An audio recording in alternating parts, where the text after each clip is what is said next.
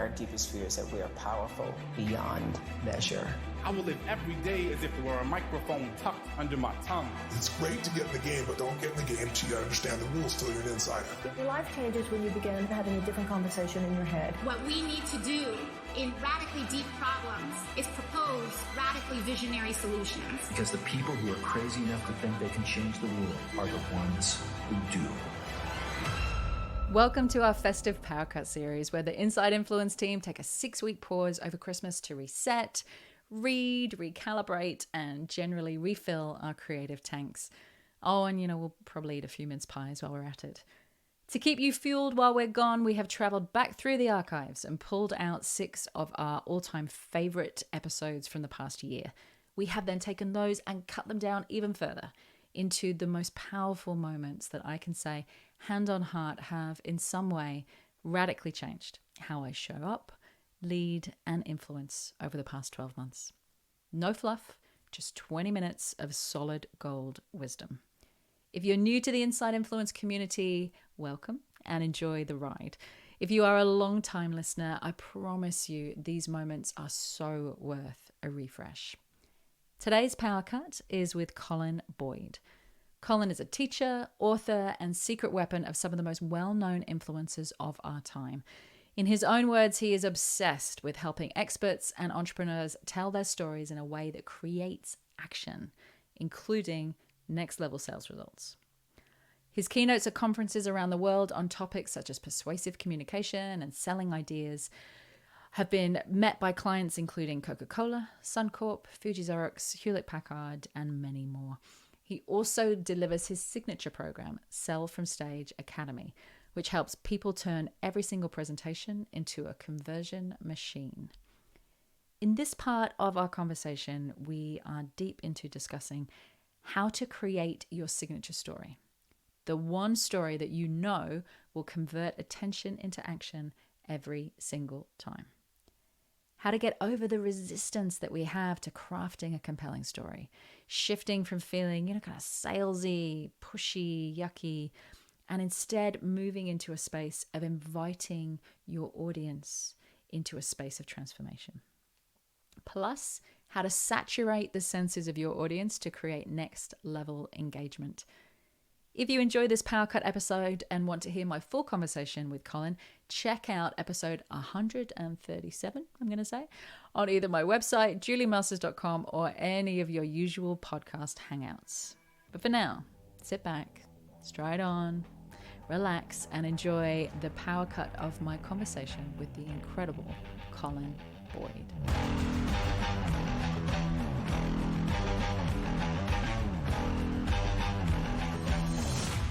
We're talking numbers here. We're talking conversion rates, and in my industry, in your industry, there's these conversion rates get talked about a lot. The amount of people that you can get to a presentation versus the amount of people you can get to take action from a presentation versus the amount of those people you can get to actually make a commitment, and then from those people, how many people you can get to see that commitment through. So, for anyone who's listening, don't worry so much about the numbers now. Probably the best way to look at the numbers is they're always a lot lower than you think they're going to be. In certain industries, 2% is good. So, don't worry so much about the numbers at the moment. The most important thing about this topic is that, if you can get this right, if you can get your signature story right, then whatever opportunity you're chasing, you are going to be quantum leaps ahead and being able to make that happen.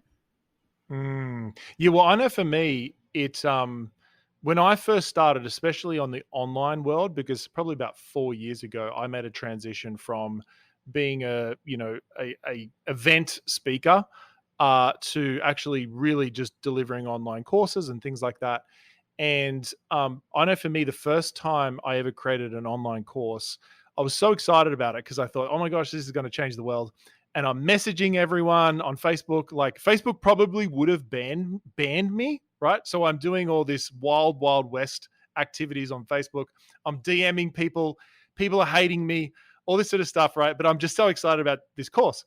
And I actually had 600 people sign up for the training series to watch the course, like to watch the training series and then potentially join the course.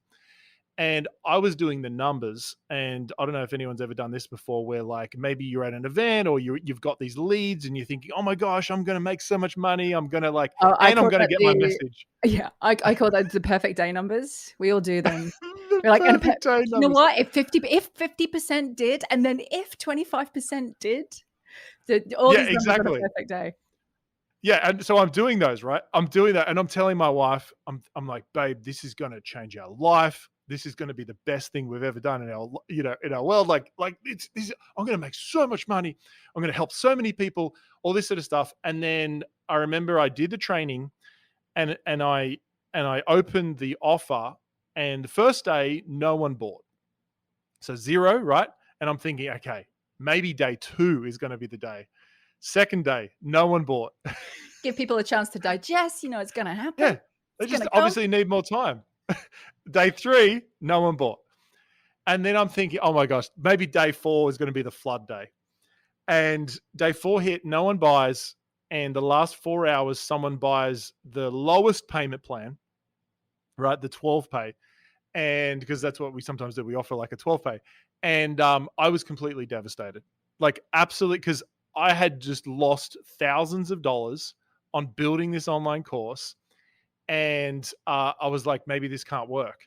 And I went back to that idea that we were talking about before, which was that you're one irresistible presentation away from the breakthrough you're looking for. And I got obsessed about what's the difference between content that connects and content that converts in a way that really is authentic as well. And then what was crazy was that same course, like I could go into my Kajabi, we've had, I think, 4,000 members join that course over the last 6 years. And it's around a $500 course. Like you can kind of do the numbers. It's crazy. And so what's amazing was that literally from that experience of not being able to sell my course to realizing, and this is coming down to a whole nother idea, which is I realized that I thought my course was my offer, but my offer and my course are different things. And so when I understood that, I went deep into the audience and gone and asked them, what are the main things that they want in this offer? And then I crafted the offer so that the offer fit the audience psychology correctly. And I didn't change the course at all. And then the course started selling.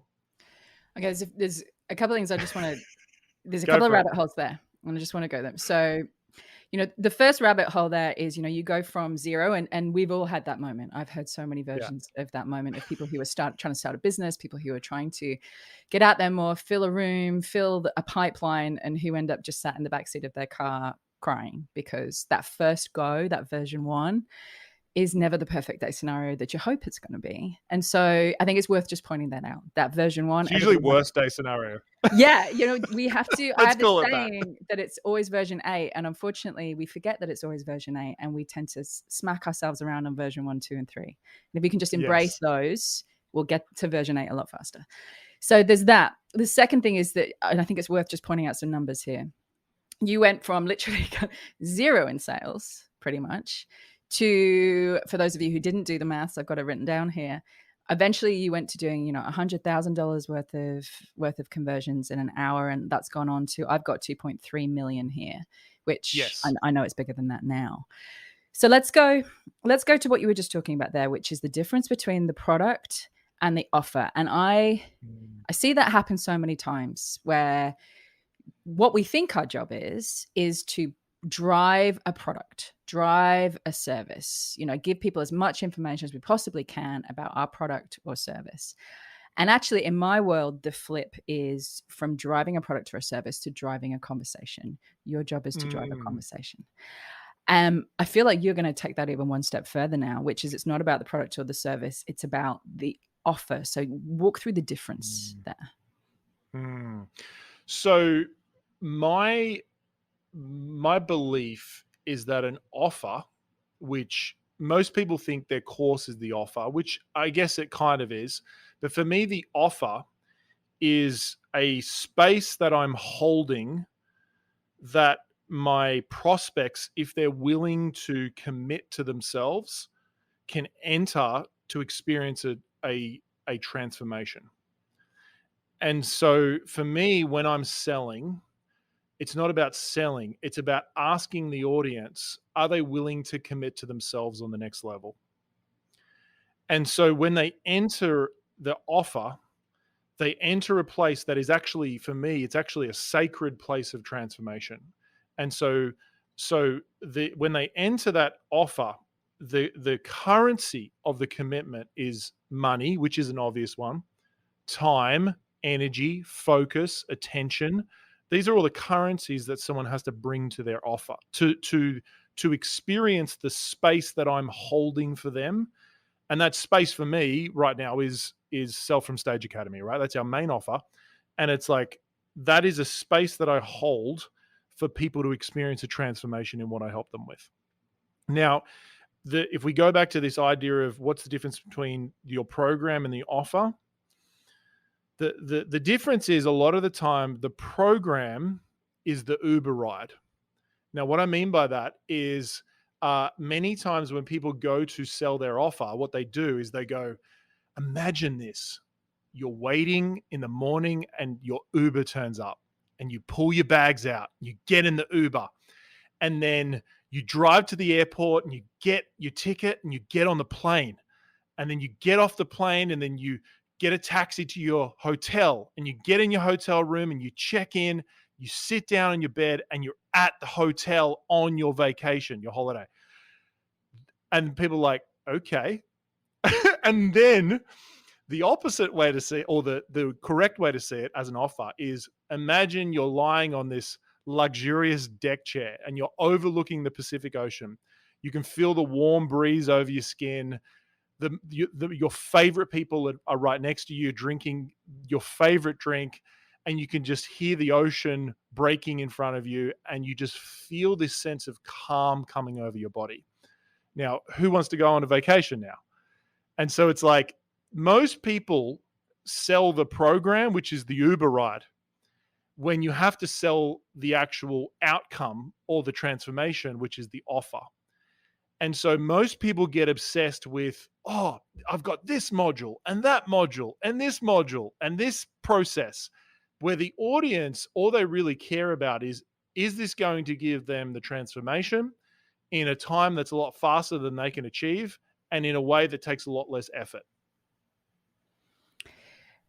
So you're basically going from selling a product to selling a destination. I think that's probably like the most succinct way that I can think of it. And I want to pick up on a word that you use there, because I can kind of feel the need to cover this part of the conversation, and that was the word sacred. And I think it's a beautiful word. And I know that for you and for a lot of people, that one of your biggest blocks to stepping from where you were, which was frustrated that the change you were trying to make, the impact you were trying to have, the business you were trying to build just was not getting the traction that you wanted it to where you are now, was getting over this mental hurdle of, I don't want to feel that horrible feeling when I'm trying to sell people. I want to help people. I don't want to sell people. I just want to be able to tell them about something amazing and then them flock to me because it's so amazing. And all I have to do is say the words that it exists, build it, and they will come. And they will come, and it's that awful realization of, oh my goodness, no, I need to sell this. I have to step up to the plate and sell this. And I don't want to do it in a yucky, salesy, awkward way. How did you get past that hurdle? Because I know it was a big one for you at the beginning. Yeah, and I think it's a big one for most people, because I would say anyone in this expert thought leadership space, like, they get into it because they have some ideas, some concepts that they want to help people with, right? So they really is, obviously they want to create, a business that has meaning, that makes money, all that sort of stuff. But there's also a real big intention for people of going, like, I just want to help people. And the problem is that usually leads them to, when they are selling their stuff on a webinar or a virtual stage, a virtual event or a live event, what they tend to do is out of that heart of trying to serve people, they overload the audience with too much information. And they basically teach everything that's in their course. And then at the end, they say, hey, if you thought this was valuable, imagine when you pay me how much value you're going to get. And that just doesn't work. Like, I wish it did. It just doesn't work. It doesn't work. It would be so easy and simple if it did. Oh, I wish it did. I wish you could just literally teach your course and show them everything that you can do and then go, okay, and then the next step is the buying our program and joining. So what do we do wrong? What do you do wrong? I know I've heard you mention some, and when you were talking about them, I was like nodding my head. You know, mistaking our signature story, our go-to tool story as our origin story. I'm just going to tell you my entire biography. I'm going to tell you everything I've ever done in my life. What are some? And that was always my bugbear. What are some of the other mistakes that we make when we're putting together these signature stories? Yeah, well, I mean, for me, a signature story is a core part of any presentation that sells. And so some of the mistakes that people make with their signature story is thinking that their signature story is about them. And I know that's like the big thing here is that most people think that they're telling their story, but when you tell it correctly, you're actually telling your audience's story. And the most effective way to do that is to enter the internal tension and conversation that you are having with yourself through the struggle and the challenge that you had in your story. And so external experiences are specific, internal experiences are universal. And so when you tell your signature story, the way that you take people on the journey with you is you have a deeper experience of what was going on internally in you, the struggles you had, the desires you had, the tension you felt, the disappointment, the overwhelm, whatever you were experiencing, because that's the universal experience that humans have, not necessarily the specific experience, but the specific experience externally makes it a story. The internal experience makes it a universal transfer of emotion and journey. And I know I've heard you mention saturating their senses, which I just think is a really good way to look at exactly what you're talking about right now. You don't spend, there's a little bit of time talking about the exact situation, but your exact situation isn't going to match many people's exact situation. However, as you said, your internal experience of that situation, the struggles you were having, how you were feeling about yourself or the situation, the realization that you had, that's your internal experience, and that is universal. And you do that by saturating somebody's senses. So can you, what does that mean for you when you say those words? Yeah, well, I mean, saturating senses comes back to like what people saw, what people heard, what people felt. And obviously there's taste and smell, which are the other senses, but on those three initial senses, there's external and internal, which is what did you see externally in the story of your journey?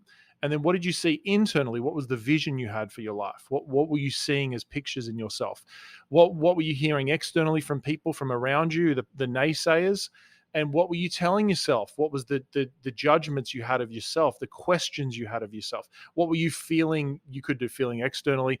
But what were you feeling internally, like the challenges, the gut experiences, that sort of stuff. And so when we talk about saturating the senses, that's like one principle of telling a great signature story. Now, if I think about what you asked before of going like, what are the other mistakes?